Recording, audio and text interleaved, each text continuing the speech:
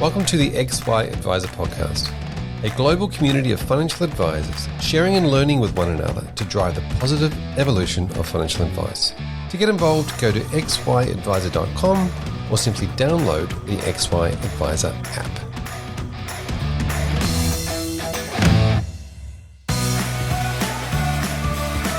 This series is brought to you by Super Guardian, a specialist self-managed super fund administrator known for their client-centric approach to their full-service solution. If you need SMSF support or CPD, check out the Knowledge Centre or sign up for Super Guardian updates at superguardian.com.au.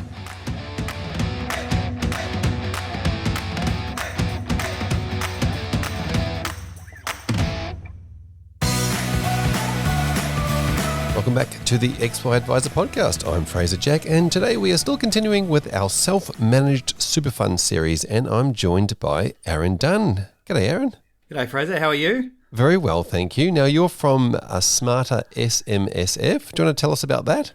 Yeah, so Smarter SMSF was established probably 8 or so years ago. Some people would remember previously the SMSF Academy that we founded. The business has evolved over the journey, so the name needed to reflect that change as well. But ultimately what we do is we help accountants and advisors in the area of SMSF, predominantly in 2 key areas. So around accredited training and also in documentation. So the ability to establish new funds, pensions, and so forth. And we do that with a technology focus and bringing those 2 things most importantly together, because within the SMSF space, they have their own nuances and certainly not only understanding the rules and how they work, but being able to implement is of critical importance as well. And given that we have that specialist hat on, a lot of people rely on that technical expertise that we have and that specialization to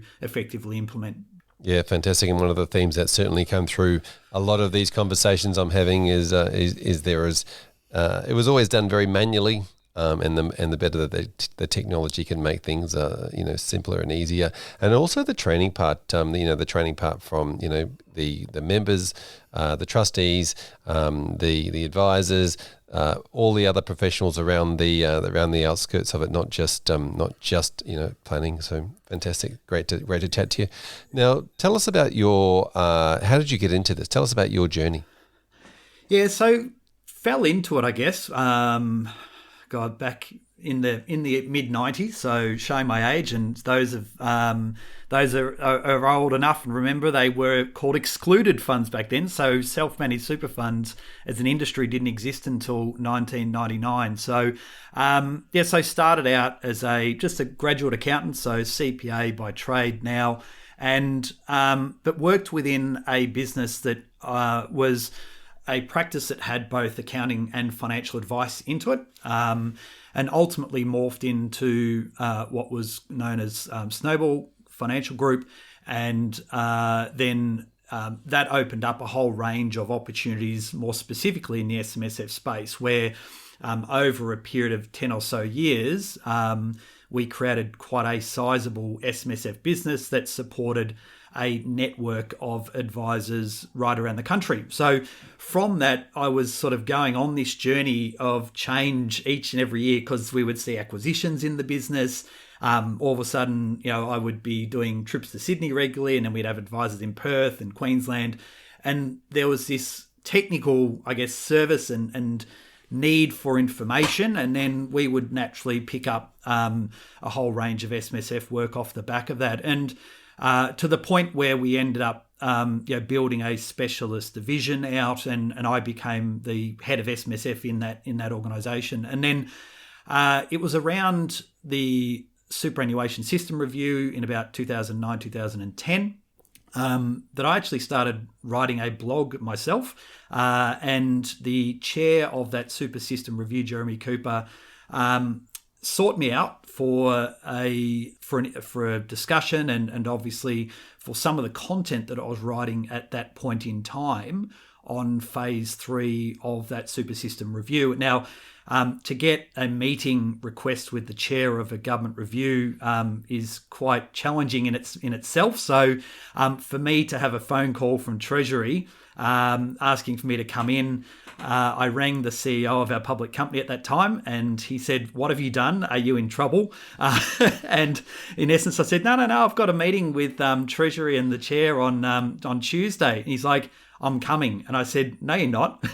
So I don't know how well that went down. But anyway, so I spent a good couple of hours with Jeremy going through a number of things, and they resonated, which was really, really positive.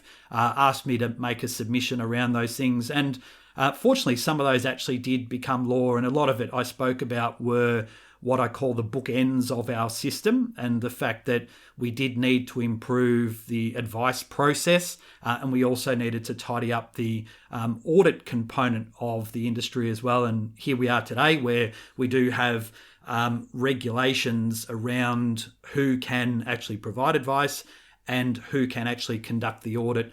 Both of those obviously governed by ASIC today. So, so I feel like I did have a bit of a contribution to some of that. Some people may hate me for it as well. But the reality is one of my own personal mantras is to make sure what I do in the SMSF industry each and every year leaves it in a more positive step for it to progress into future years. And I'll continue to do that. And so that sort of took me through to that point in time. And I could see this opportunity to really look at competency and see the industry growing.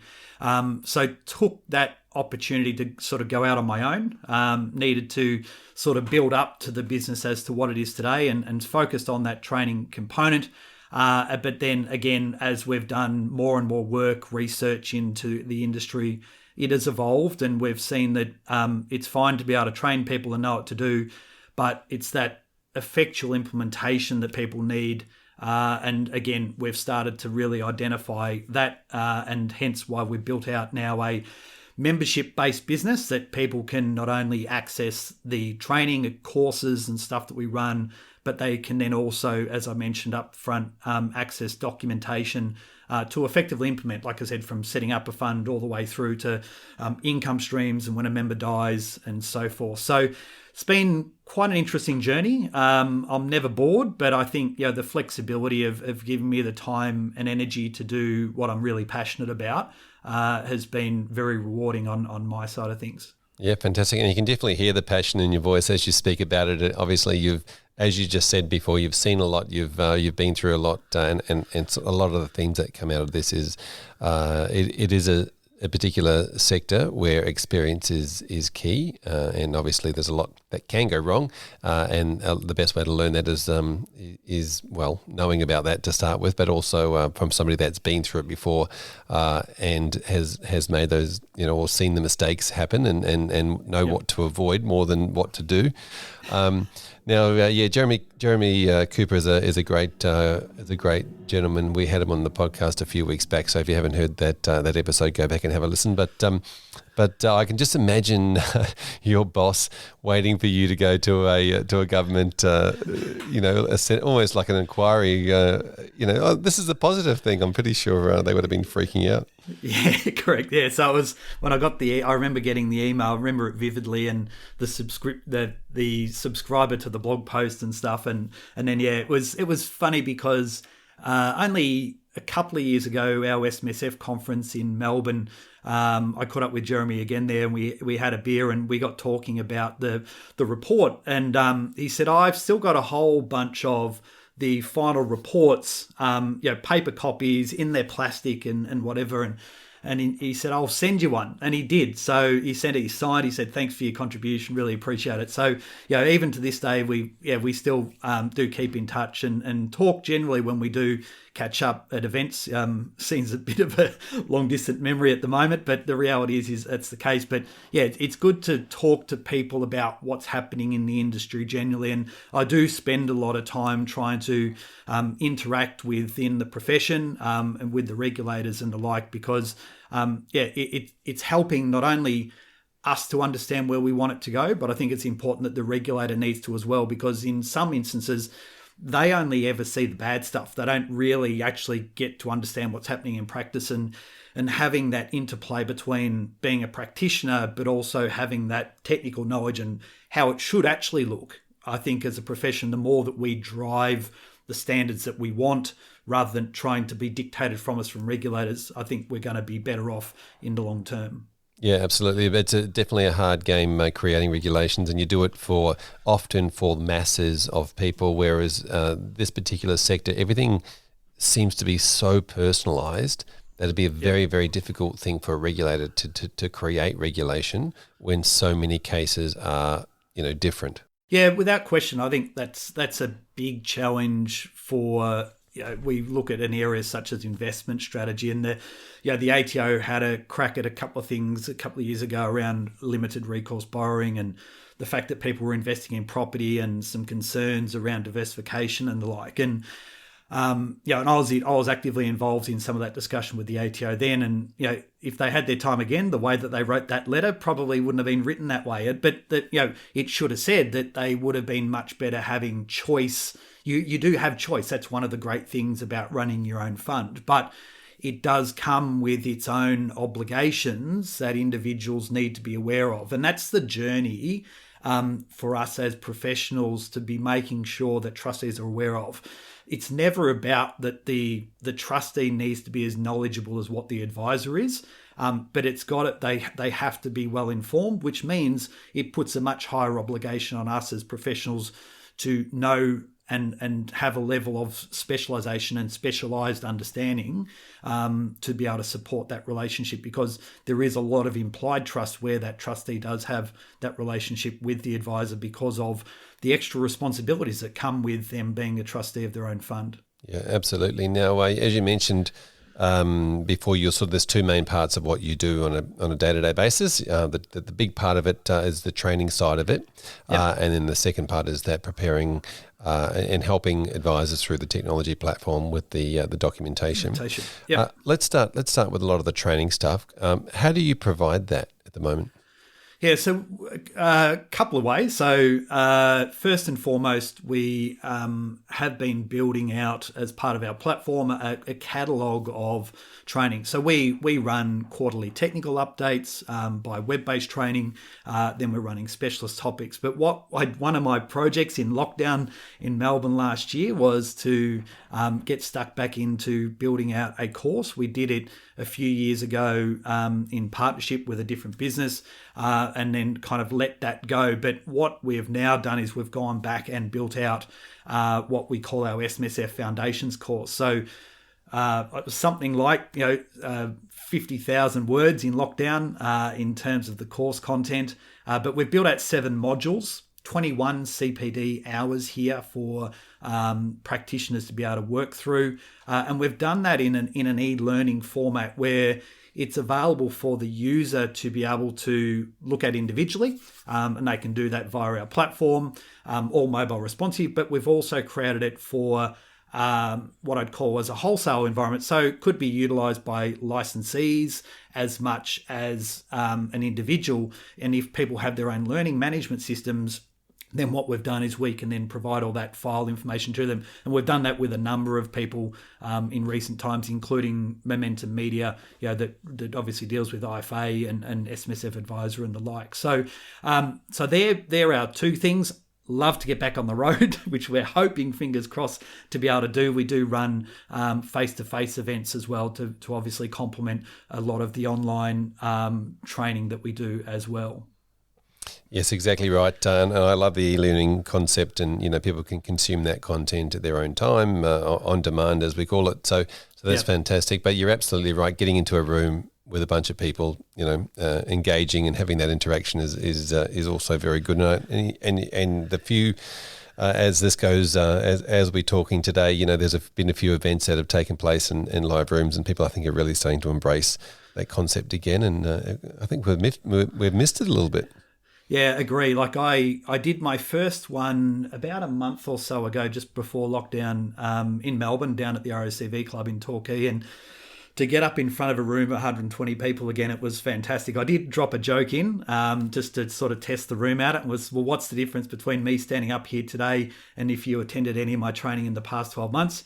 And everyone's like, where is this going, Aaron? What are you talking about? I said, I'm wearing pants. So... So I got a chuckle and I knew the room was good. So the rest of my hour's presentation was going to work and work quite well. And so were all the people listening to you that day wearing pants. And we just don't know who's listening to this podcast and not. So there you go. There you go. There's something to think about. And just to confirm, I am wearing pants today. Yeah, good. I was going to say speaking of pants, but I can't make that the link. The next part I wanted to talk to you about was some of the research that you've done. Over the last few years, you created a research a few years back called the future of the SMSF industry, and I guess that's always evolving. But back then, there's a few key findings from that research. Do you want to talk about that? Yeah, so one of the things that we've seen in the industry historically is there's a lot of data on what are trustees doing? So how are they responding? And from an advisor point of view, that's great because it gives you some behavioural aspects about what is going on in the industry. But what I wanted to know is well, how are we as practitioners actually serving clients? So let's put the shoe on the other foot here and have a look at what's going on in the sector. And so we did this survey throughout 2018 and published a report in November of 2018. So things have continued to evolve, but we had nearly 500 practitioners complete this. So, broad spectrum, more accountant dominant than advisor dominant. But what we were able to see across a broad spectrum here was a number of challenges that existed. And if we think about challenges, primarily the biggest challenge, and this applied, it didn't matter the size of the business, whether they were what we refer to as a specialist or a generalist, the number of funds they had in their business. It's all about keeping pace with change. We know within our sector that change around legislative change is the biggest challenge, and we continue to see even today in the SMSF sector. I talk about technical content each and every day. It's 100% of my daily task, and I'm literally looking at stuff each and every day, looking at something new. So I kind of go, well, how do practitioners generally keep pace with this stuff? And therefore, that's part of what our business model was able to identify. How do we distill this information in a way that enables them to do what they need to do? We then also looked at some of the challenges around technology, how they're delivering different services into clients.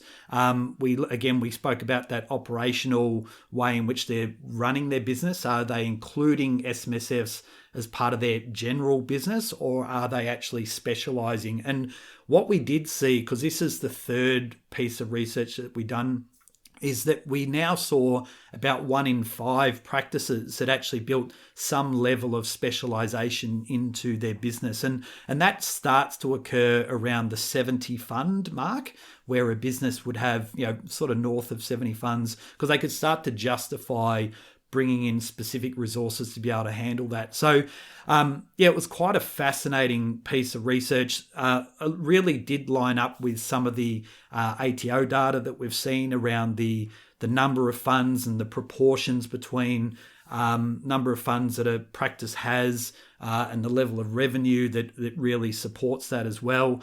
And so forth. So it was fascinating. From there, we were able to then identify off the back of that some of the opportunities that exist for advisors. So from addressing those challenges, and then what is that key success factor to move thereafter. So I get the main thing out of that, what we did see is from a technology front, is we have been reasonable adopters of technology. So cloud has been adopted quite well, but the pace of technology has been far greater than the pace of organizational change. So this was a concept that was introduced in a thing called Martech's Law.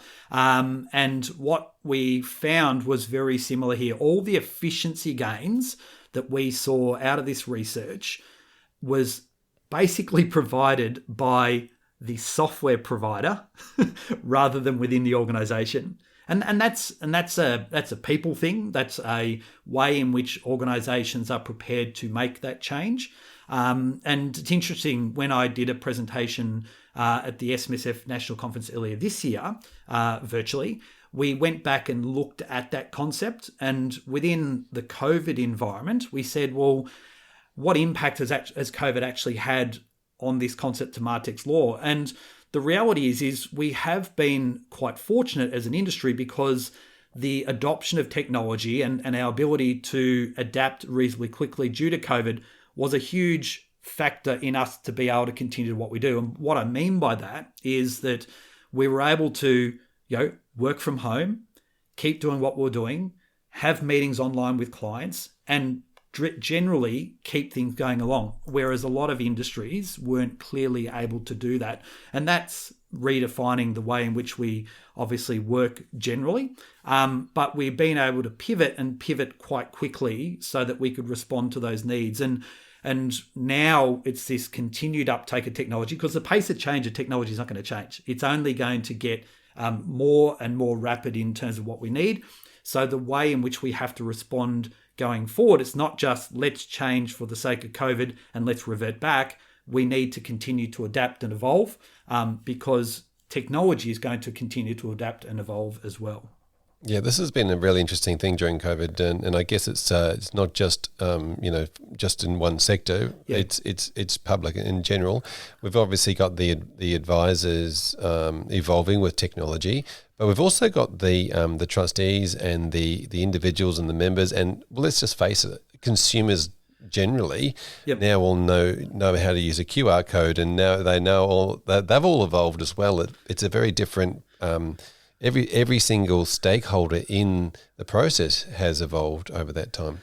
Yeah, and in an SMSF, it's really interesting with this, because it has typically been in a compliance sense, it's been a once a year requirement. Now, the advisor naturally is having more regular conversations, but this COVID period has arguably reset expectations of trustees as well, because there is far more, as you said, older Australians in particular, who have become more technology savvy just because they needed to. It was the only way they would be able to communicate in various forms of life. So it's opened their eyes up to what technology can do. So if you've got cloud-based products, which the SMSF industry is really fortunate, the technology that they have is a real even in terms of there's no one organization that has a monopoly or oligopoly exists in our industry, because they have proprietary software that is over and above anything else. The fact that there are software providers in our industry that allows for a sole practitioner in the burbs to be able to generally, or given resources, to be able to compete with someone that runs multi-funds, they're using the same technology. So from that point of view, the expectations are there for clients. So therefore, it's up to the advisors and the service providers to be able to kind of step up to the plate to fully utilize the technology that is there. So it's not the panacea to the outcomes that they want for their client, but it's the enabler to be able to do so. And I've always said, when I spoke on this topic quite a lot in the past, how many people in your organization know 100% of your software, right? And I would argue that there is very, very few, right? And I get one or two arms ever put up in a room. And that's the challenge, right? Because specialization isn't just you need to be technically very strong.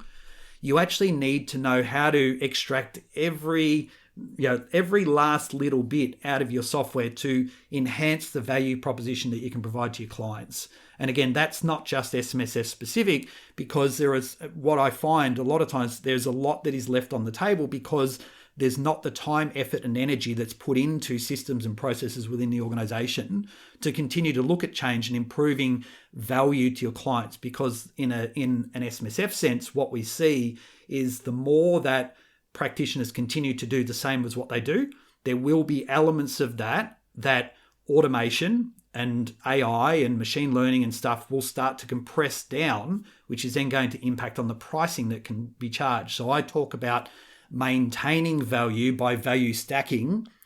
And therefore, it needs people to spend time, effort, and energy into what their key resources are within their business, and that includes their software.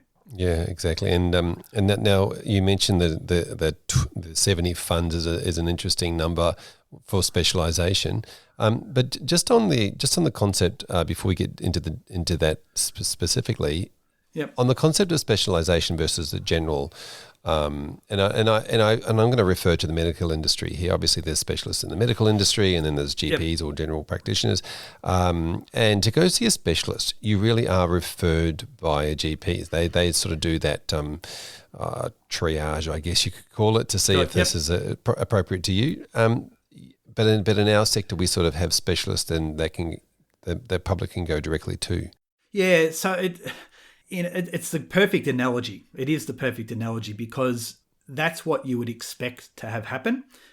It doesn't always happen. I mean, we do work whereby we are the surgeon, so we get asked to come in and look at specific tasks. But part of what we've done there is we've also then tried to, as our business model, try to automate some of that surgery, so machines do some of the surgery now, if you think about it, in a hospital as well. And so how can we actually evolve that as well to ensure that, well, sure, there's IP that we know in my head and my team's head to be able to effectively implement and deal with, again, a payment of a death benefit as an example, but it doesn't mean that I'm the one that has to do that work. Can we build a process, forms, using the technology and infrastructure there to enable the advisor, the accountant, whoever it is, the trustee, if need be, if they're competent enough to do it, to be able to go through a triage process and then actually produce the documentation that they would need. Now, that will apply whether it's advice,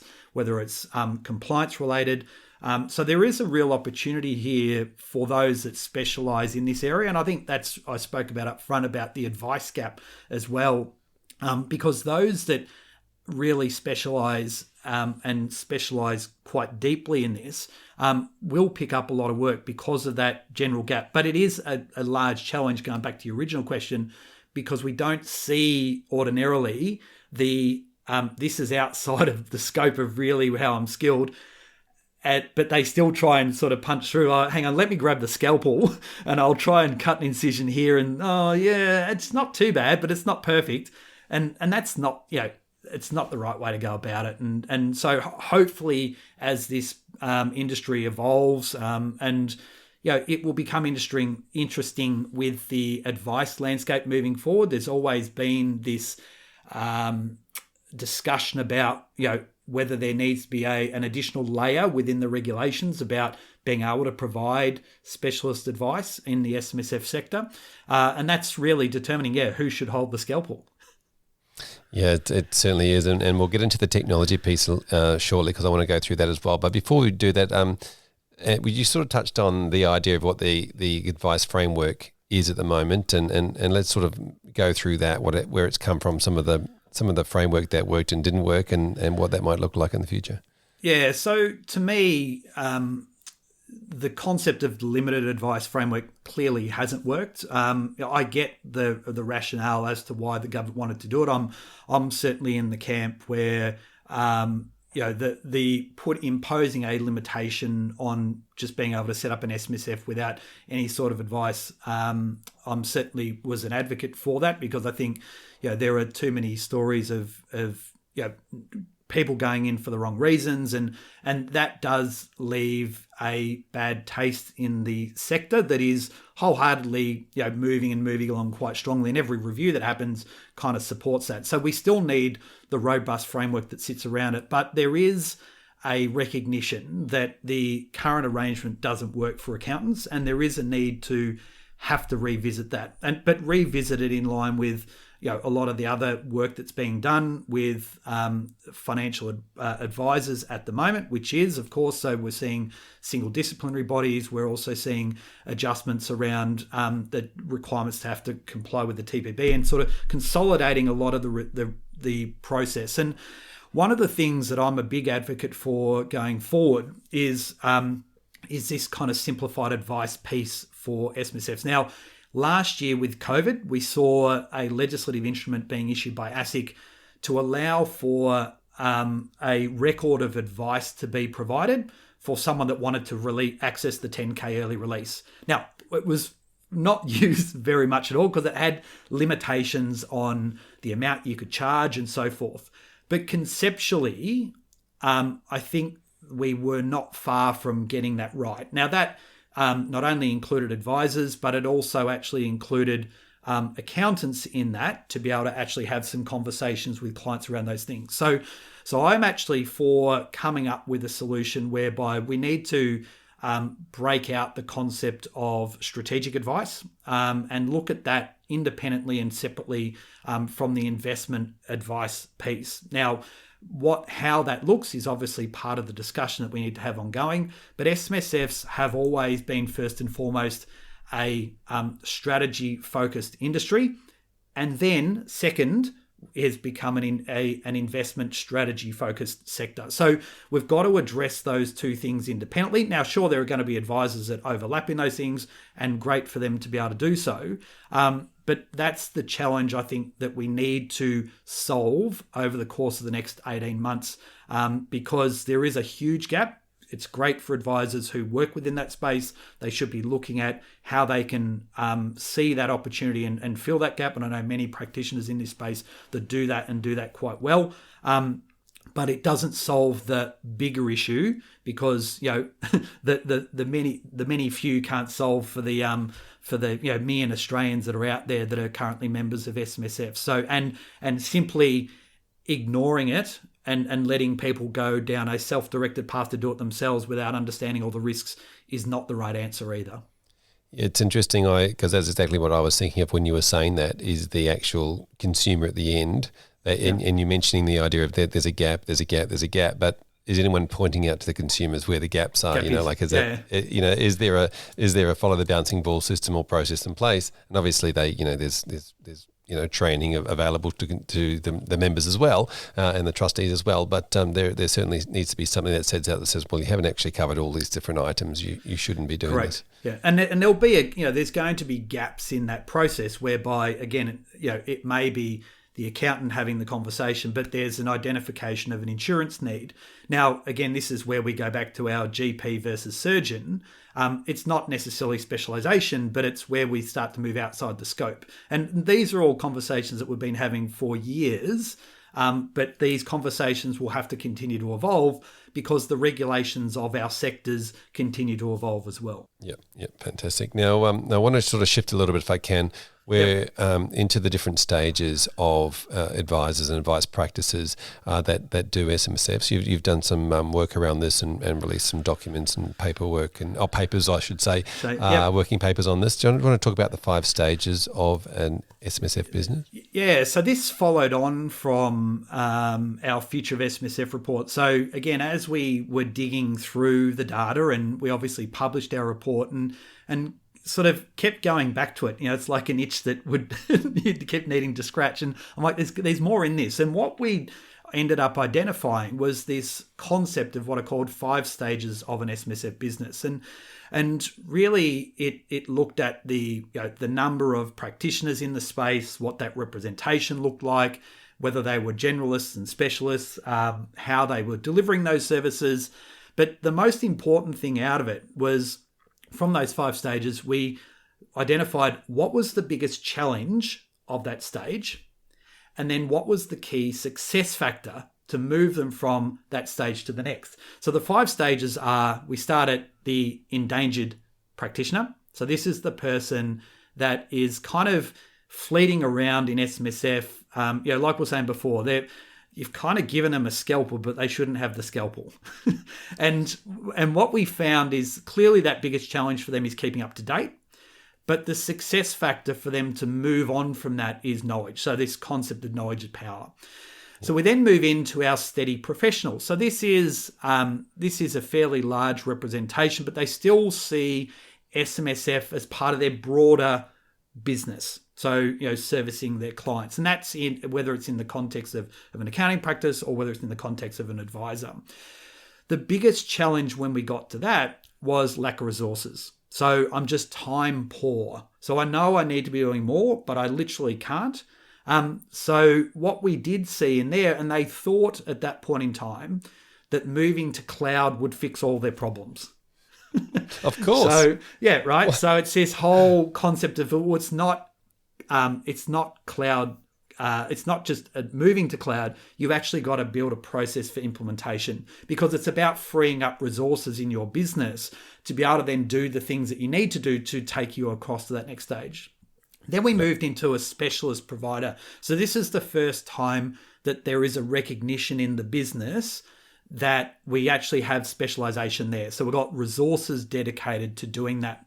And this again, this is where you talked about the 70 fund. Yeah, so these 70 funds, 75, 80 funds, you're starting to see that shift. So that batch here that we found was sort of that 70 all the way up to 250 funds there as a specialist provider. So the challenge here was around implementing change. So it's systems and processes about how the work is being done. Now, some of it maybe have been forced over the course of the last little bit, but this then requires the success factor is to really get that business process right. So are you servicing your client once a year? Are you servicing them every month? Are you servicing them on a quarterly basis? And therefore, what does your business model look like, and how does the service that you're delivering reflect what you want to actually do? And that may have mean some clients don't like it, and you may need to make some decisions and changes around that. Some might actually come along for the journey. But again, you're stacking the value in the way that you want to do what you want to ultimately provide them. We then went on to our emerging player. So this is where people have specialized and they're growing, and they're kind of at this business model decision. Well, am I going to forego some of the other elements of my business to actually go 100% in on this part of the sector? And this is, 250, 500 funds. They've now got a business process and framework in terms of how they're servicing clients, how they're charging those clients, et cetera, et cetera. So that business model decision is now the big thing for them. That's their challenge. So are we like all chips in?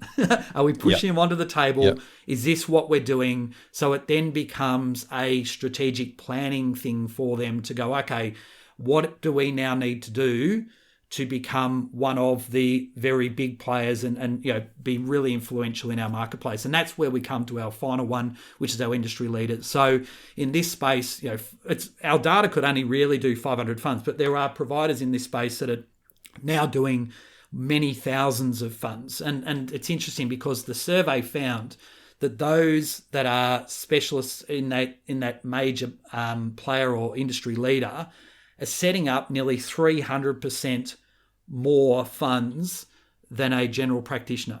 So the rapid rate, so 20 to 25,000 funds being established every year, I would argue that 90%, 80 to 90% of those are being set up in that specialist space and north, because of the fact that it has become so much more specialized, this SMSF sector. So it's once you become that major player, it's all about attracting clients, and then it's getting your sales and marketing type strategy, because it's a very small segment, but it's a highly competitive segment. Yeah, wow. So that's really interesting that those 5 different areas. And I guess I always put the consumer hat back on and say, well, what would they select, or what should they be selecting? And yep. It becomes a pretty, when you break it down like that, it becomes a pretty easy choice if you showed that, if the consumer could see that sort of framework as to why, especially when those larger players embracing the technology, using it to its full extent, being highly competitive in its marketplace on a pricing perspective, but still doing it reasonably efficiently and profitably as well. So so from that point of view, I think that trend is starting to happen because advisors are really starting to partner more with the administrators with that specialization. I think that's a trend that I've seen more and more, as opposed to maybe forming relationships with the general practitioner, because of that risk, I guess, that management of, I need to be aware of what's going on from an SMSF related issue, and can that steady practitioner or that endangered practitioner actually answer those questions, or are they doing it right for me, and is it actually posing more risk for me? I know we've got a relationship here in referring work and stuff, but it's not the outcomes. It's not in the best interest of my client to actually be forging that relationship. So I'm better off having a look at, from an administration point of view, getting someone that knows their elbow from their armpit to actually ensure that that work is done and done right and done in a timely fashion. Yeah, fantastic. And gives me the tools, importantly, as well as the advisor. So that visual cue to be able to see contributions and pensions and all that other stuff, which is typically a feature of what that sort of part of the market provides. Yeah, fantastic. Now, talk to me about the evolution of the technology, because we've sort of touched on a few of the things, in past things that have improved and which has been great, efficiencies and effectiveness, and helping advisors with the process and those sorts of things. So, talk to me about how that's evolved, but also tell me about what you think it's going to evolve to in the future. Yeah, so technology is an interesting one because it will, it's been the real game changer in the industry for probably a decade nearly now. When you think about in the SMSF space, we've seen service providers start to really focus in on their cloud footprint, so from a software perspective. And as I mentioned, we would now have, of the 600,000 funds, at a guess, we're sort of in the mid 400s, so 450 plus thousand of all SMSFs now are utilising or now have their SMSF on one of 3 or 4 cloud-based compliance technology platforms. So it is very significant, the role that technology has had there. So this level of adoption has been critical to that internally, from the accountant point of view, from the advisor point of view, even from the audit point of view. And as I mentioned before, that's really going to play a significant role on the pricing. We've seen a lot of practices move to more fixed billing cycles or fixed fee ways in which that work's being done. In an accountant sense, where it may have previously been done timesheet based, it's not happening that way. Advisors even changing the way quite clearly that they're supporting that as well. So technology, we've kind of seen the first iteration through cloud and the efficiency that's happening. The next iteration here is really going to be that impact that machine learning is going to do. So we are literally at version 1.0 or 1.1 around what that's doing in some of the software providers. So this ability to auto match and auto process transactions and so forth is really going to be quite a significant game changer, where to the extent you'll go, well, is a trustee kind of going to be able to just feed answers into this machine to be able to get a lot of their compliance work done? Doesn't spell the end to advisors and accountants and so forth, but again, it comes back to those practitioners saying, well, what are the areas that I can provide the most value to my clients, and therefore ensure that I continue to have revenue coming into my business. And I refer back to before I made the comment of value stacking. You need to know where you can provide the most value. And if you don't, then you are going to come up against the challenges that technology will present, because you're doing things that a machine can do much easier. And even to the extent that we have seen a globalized workforce in this last 5 or 6 years start to drive pricing down. But the cost of machines and the ability for them to do the work is going to become even cheaper than a globalized workforce at some time in the not too distant future. So it is really being cognizant as professionals about what is happening from a technology and a trends point of view, and continuing to evolve your business model off the back of it. Yeah, fantastic. And it's obviously, the very first step in that savings is efficiencies around the business model, and then that can drive that price reduction and that competitive pressure to keep the price down a little bit, I guess. Yep. AI, again, machine learning, and the more data that comes along with that, I'm expecting sort of over the next few years, 4 or 5 years, then the amount of data available for machines to consume in that space will make them a lot smarter. Yeah, and the real interesting one is so ASIC. There was quite controversial because ASIC released a fact sheet on the costs of SMSFs a few years ago, and it stated that SMSFs were about $13,900 a year to run, and everyone went, "You're kidding me! You're that far wrong." But they were relying upon historical ATO data. Now, the way that was dispelled was done through the SMSF Association working with providers like BGL, who have the best part of 220,000 funds online, and sharing some of that data to be able to debunk a lot of that stuff. So ASIC has now removed that fact sheet, acknowledged that it was statistically out of kilter, but that's what technology has enabled an industry to do. Where I'm guessing BGL, as the example, or Class will be the same. They're going to have over 1 billion transactions running through their platform now, each of them.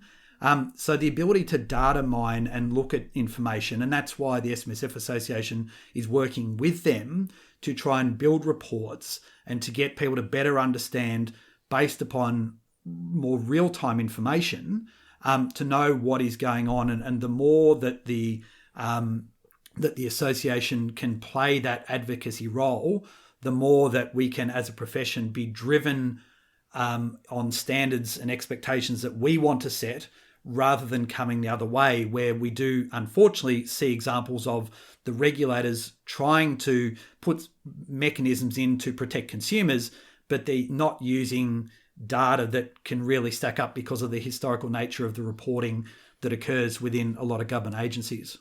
Yeah, that's a really interesting point. The more information that we can get, the more it's brought to light, the more factual it becomes, and the more as you said, there will always, there's probably always going to be some bad eggs doing the wrong thing in any particular profession or sector. And instead of just highlighting those, obviously we need to fix those, but just instead of just highlighting those and tarnishing the entire sector, it's really about saying, well, hang on, let's look at the numbers and the stats here and be real about it. Yeah, absolutely. Fantastic. So what else is happening in the future for, let's say 5 years from now? We've got a crystal ball. What are we looking at? So I think, from the advice model, I'd like to see a far more simplified strategic advice model. This is something that has already been recognised. So FPA Australia, in concert with the SMSF Association and the accounting bodies, have all been quite consistent in their messaging about this, which I think is, again, a positive step. We want to be professional. We want to be driven by the profession rather than via the regulator. So I'd like to see a revised framework that is mutually beneficial to all. Obviously consumer top of mind, but we want to make sure that the way in which practitioners, generally advisors, accountants, and so forth, can work harmoniously, I guess, within this SMSF sector. But those obviously with that level of specialisation as well. From my point of view, I think the opportunity with technology is going to continue to change, and that doesn't just happen, I guess, when we talk with the conversations we had before with the software providers, but we are seeing a recognition by government that technology is evolving. So we have seen during COVID the changes around electronic execution of documents and the fact that many of those measures are looking to become permanent into the future. We've also seen a current arrangement where the government is looking to modernise a number of areas because the superannuation laws are exempt from the Electronic Transactions Act. So to give you an example of that area, the fact that you may be able to undertake a whole heap of record keeping for SMSFs using electronic means rather than having to physically sign documents, even binding death benefit nominations, if we can validate and verify the individual through DocuSign or Adobe Sign, why do we actually need to have witnesses witness those documents? So these are the discussions that are happening at a government level at the moment, in consultation with the industry, that will see that technology change continue as well. So, and I guess the last one is, this specialisation is going to continue to see a gap in service providers. So that 5 stages I spoke about before, there is a widening gap between the very best and those that aren't really playing to its absolute fullest extent in the industry. And The question will then become at some point in time, well, how do we have to step in and maybe put in another layer of regulation in that space? And that's a challenge to the ATO in that respect, because, as I said earlier on, the SMSF software has been a great equaliser, but there are obligations that some generalists will struggle with that specialists actually thrive on. So again, unless it's done by some sort of market forces, there may need to be some other sort of regulation as well. And what all this means ultimately is that the industry, is in good shape, but it provides advisors with an opportunity to understand, again, how their business model works. We are continuing to see younger and younger and younger entrants come into the market. So that model looks very different to your 65 and 70-year-old baby boomer type client that has retirement fully wedded into what they want to do and how long they want their money to last. And for those that get that stuff right, will be very successful over the coming years as well. Yeah, fantastic. Thank you, Aaron, for coming and sharing all of your wealth of knowledge. Now, Pleasure, tell us, Fraser. if someone wants to get hold of you, what's the best way? Yeah, the best way they can get in contact with us, our website is smartersmsf.com. You can get in contact with us either our phone number 1300 95 94 76, or you can email us at team@smartersmsf.com. And you'll find me on social media everywhere. Fantastic. The handle at smartersmsf. At Smarter SMSF. Fantastic. Thank you, Aaron. Really appreciate your time. Pleasure. Thanks for the opportunity, Fraser.